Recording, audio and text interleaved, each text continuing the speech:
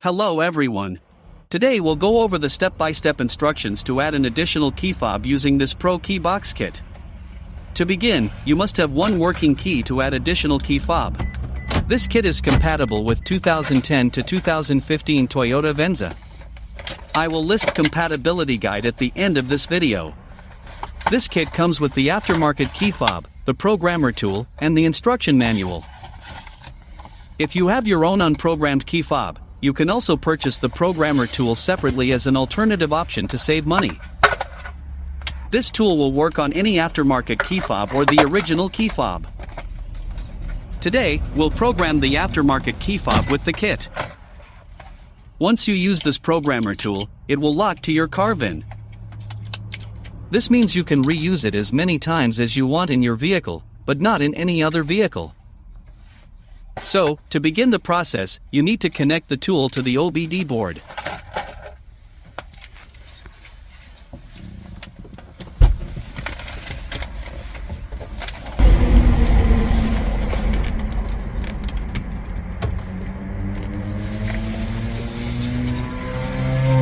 From here choose Add Key.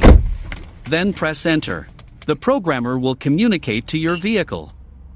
Now place your working key next to the push to start button, and wait for a few seconds until you hear the beeping sound.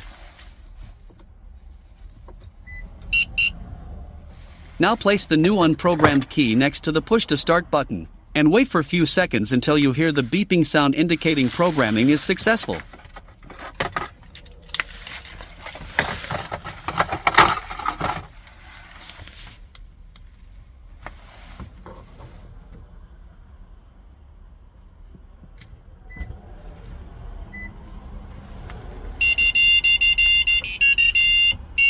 This means it is all done. So, next, unplug the tool and let's test the key fobs.